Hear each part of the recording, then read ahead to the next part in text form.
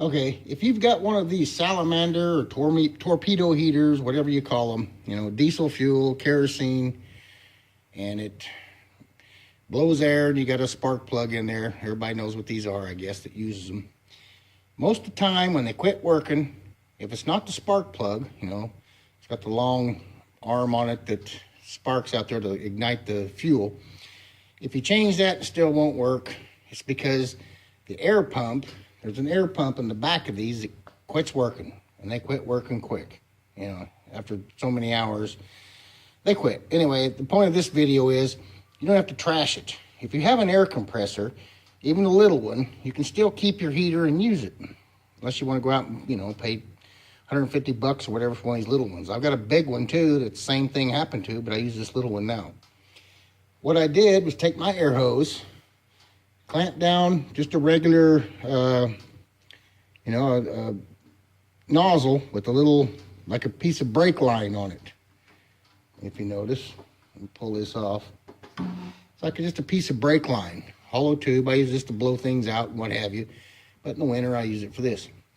So the rubber hose here is hooked to the blowing part what went from the fan into the motor to blow the fuel out. Usually the fan part back here is what quits. So if you just hook that tube, you might have to take a piece of tubing and hook to that tube, like I did here with the connector. Hook it on here. Then when you put your air to it, and I made a little clamp here where I can just screw this down and the exact amount of air will come out. Listen. You see the smoke coming out the end. That's my air feed. So when I kick it on, it'll fire up. But everything works fine, it's just them air pumps quit. They're made out of graphite or carbon or something, and they quit pumping air after so many hours of working. Anyway, my other one's like 180,000 BTU. This one's a 55,000, the little one. Same principle works. Air hose, a nozzle, and a little clamp or way to control the airflow. You just need a little bit. And a brake line hooked on the end of that. Slip your hose over your brake line.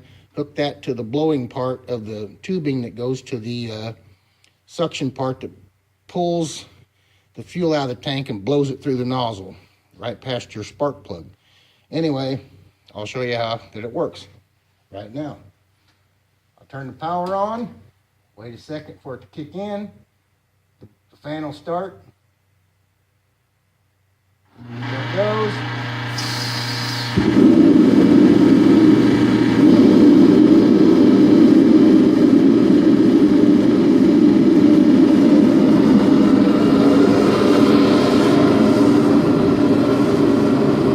Blowing out plenty of heat, and you can adjust this.